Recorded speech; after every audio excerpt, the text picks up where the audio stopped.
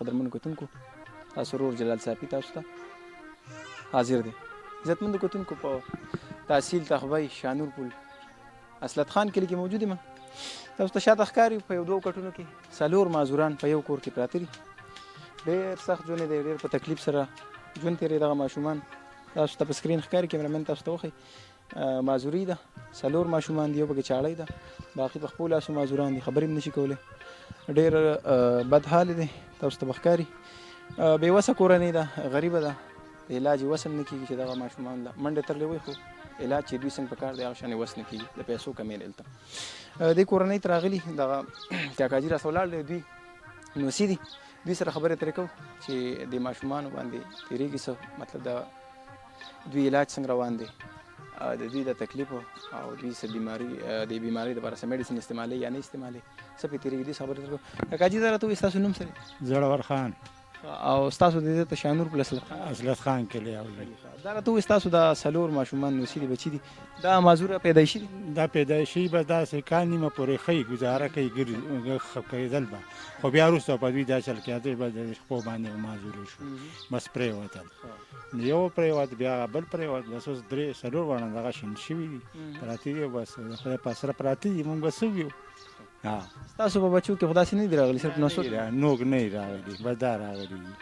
ډاکټر څه وایي؟ ډاکټر ته چې دا ښودل ده چې هېڅ هم نه وایي، بس هغوی له خپل دغه کوي، یاره وایي د دې څه علاج نه کېږي، پولیو ده شوی ده، کله وایي څه وایي، کله څه وایي. مونږ یې ټیک دی، کور دې ته چې اوس کم تکلیف دی موجوده، دې دپاره خو څه دوی استعمالوي؟ دوایي او داسې لږه لږه استعمالوي. دا ماشومه ناجوړه وه، استاد دی بورته څه ساختونه تعویضونه یې موله وکړله او څه دوایي مو یې موله وکړله، خو لکه دا جټکه پرې ډېره زیاته شوه. اوس په دې جټکه ډېره زیاته. کیمرامین صاحب که تاسو ته وښیي اوس هم ماشومه باندې څه جټکه شان د وختي نه دې خوا لاس راکړي، دا جټکه او دا جټکې دي په خپله څه خوړی نه شي، په لاسو نه شي راغلی، هر شي زله مونږ په خوله کې ورکوو داسې په خپلو لاسو باندې. دا ماشوم دا ماشوم هم دغه شان دی. دا خو 4 ماشومان دي که نه، یو مازوره چې چاته کور کې راشي نو ډیوټي د هغه ډېره ګران کار دی، د دوی مور ته سلام پکار دی. تاسو ته دې چغې سورې څه وایي یا داسې د نورو وړو ته چې ګوري لوبې کوي؟ یو ډېر خفه کېږي ورته، دا یو پوهېږي، د دې وجې دا مو وایي چې یاره موږ بار ته مو وباسئ، دا خلک پره پورې خاندي یا به دغه کوي، په سایکل کې موږ وباسئ، یا دا پلار یا دا ترونه موږ را وباسي چې یاره پیسې میسې وپرې غونډوو، موږ شرمېږو، موږ زه بار ته مو وباسم، په دې کټ کې پراته یو، د خدای په اثر پراته یو، ما دغه مور یې خدمت کوي، جزرې ګوي، نو څه به وکړي. کاکاجي دیاړي مار یې تاسو مزدور؟ مزدور کار یو، به دغه دیاړي میاړي کوو. نو نن سبا هم څه پوزیشن دی؟ دا خو لاکډاون دی، کرونا وجې هېڅ هم نشته، نن سبا حالات ډېر ګډوډ دي، حالات خراب دي. تاسو باندې به دا تکلیف یو په ډبل دی، به ښه ډبل تکلیف دی را باندې بالکل.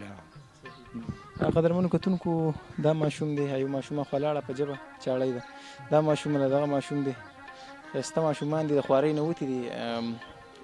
کله چې ماشوم د ګرځېدو شو نو مور پلار وایي د خوارۍ نه ووتو، دا د خوارۍ نه وتي، خو اوس هم خواري غواړي، دا به ټول عمر دغه شان خواري غواړي. دا که ژوندي دي خو په مړینې حساب دي، ځکه چې دوی کې ساه شته، خو د ژوند تېرولو هغه چې کومه توان دی دوی کې نشته، طاقت یې نشته دی، لږ غوښې دي، خو تکلیف دوی ته دی، دوی سره ځکه چې دا تکلیف دته دغه پلار یې ولاړ دی مخامخ، دا نیکې دی، مور یې ده، په هغوی به د دوی په یو ډبل تکلیف، ځکه د لږ غوښې دي، د مور او پلارو سره لږ خوږېږي. کاکاجي دا راته ووایي ټیم د مازدیګر د مونځ دی، ډېر خلک تاسو ګورو، ډېر پښتانه څه غوښتنه کوي ستاسو د ماشومانو لپاره؟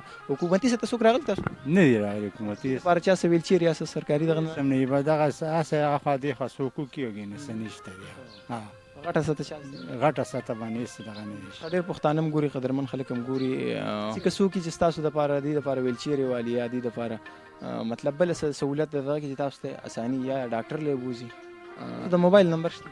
جي نمبر شته. دا په پاڼه چې قدرمنو کتونکو دغه د موبایل نمبر دی کاکاجي له چونکې ورځینې په پاڼه لیکلې 0345 1197 991، تاسو ته به په سکرین ښکاري دغه نمبر دی.